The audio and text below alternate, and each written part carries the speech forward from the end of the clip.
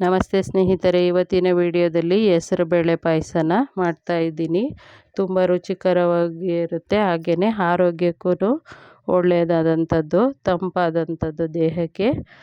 ಹಾಗಾಗಿ ನಾನಿಲ್ಲಿ ಒಂದು ಚಿಕ್ಕ ಬೌಲಲ್ಲಿ ಒಂದು ಬೌಲು ಹೆಸರುಬೇಳೆಗೆ ನಾನು ಹೆಸರುಬೇಳೆ ಪಾಯಸನ ರೆಡಿ ಮಾಡ್ಕೊಳ್ತಿದ್ದೀನಿ.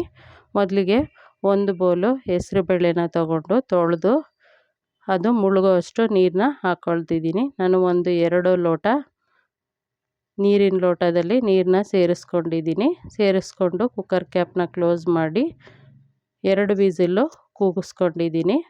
ಇವಾಗ ಕೂಗಿ ಈ ರೀತಿ ಬೆಂದಿದೆ ನೋಡಿ.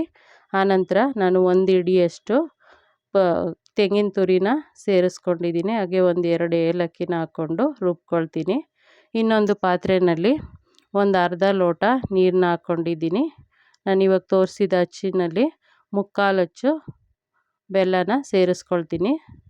ಸ್ವಲ್ಪ ಕಡಿಮೆ ಸೇರಿಸ್ಕೊಳ್ತೀನಿ. ಇವಾಗ ತೋರಿಸಿದ್ನಲ್ಲ ಅಷ್ಟನ್ನು ಉಳಿಸ್ಕೊಂಡಿದ್ದೀನಿ. ಇದು ಬೆಲ್ಲ ಕರಗಬೇಕು ಅಷ್ಟೇ.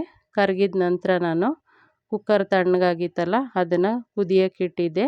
ಅದಕ್ಕೆ ಕಾಯಿ ಮತ್ತು ಏಲಕ್ಕಿ ರುಬ್ಕೊಂಡಿರೋದನ್ನು ಸೇರಿಸ್ಕೊಂಡು ಮಿಕ್ಸ್ ಮಾಡ್ಕೊಳ್ತಾ ಒಂದು 2-3 ನಿಮಿಷ ಬೇಯಿಸ್ಕೊಳ್ತೀನಿ. ನಿಮಗೆ ಎಷ್ಟು ಅದಕ್ಕೆ ಬೇಕೋ ಅಷ್ಟಕ್ಕೆ ನೀರನ್ನ ಸೇರಿಸ್ಕೊಳ್ಳಿ. ನಾನಿಲ್ಲಿ 1 ಲೋಟ ಅಷ್ಟು ನೀರನ್ನ ಸೇರಿಸ್ಕೊಂಡು ಹಾಗೆಯೇ ಜಾರಿಗೆ ಸ್ವಲ್ಪ ನೀರನ್ನ ಹಾಕ್ಕೊಂಡು ಸೇರಿಸ್ಕೊಂಡು ಮಿಕ್ಸ್ ಮಾಡಿಕೊಂಡು ಒಂದು 3-4 ನಿಮಿಷ ಬೇಯಿಸ್ಕೊಳ್ತೀನಿ.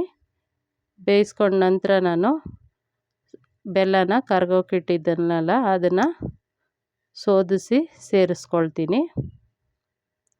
ಹಾಗೆಯೇ ಗೋಡಂಬಿ ದ್ರಾಕ್ಷಿನ ತುಪ್ಪದಲ್ಲಿ ಕರೆದು ಇದಕ್ಕೆ ಸೇರಿಸ್ಕೊಳ್ತೀನಿ ಕೊನೆಯಲ್ಲಿ. ನೋಡಿ, ಇವಾಗ ಚೆನ್ನಾಗಿ ಕುದೀತಿದೆ. ಇವಾಗ ನಾನು ಬೆಲ್ಲನ ಕರಗಿಸ್ಕೊಂಡಿರೋದನ್ನು ಸೇರಿಸ್ಕೊಳ್ತೀನಿ. ಕಡ್ಡಿ ಕಸ ಇರುತ್ತೆ ಅನ್ನೋದಕ್ಕೋಸ್ಕರ ಈ ರೀತಿ ಕರಗಿಸಿ ಹಾಕ್ಕೊಳ್ತಿರೋದು. ಆನಂತರ ಗೋಡಂಬಿ ದ್ರಾಕ್ಷಿನ ನಾನು ತುಪ್ಪದಲ್ಲಿ ಕರೆದು ಸೇರಿಸ್ಕೊಂಡಿದ್ದೀನಿ.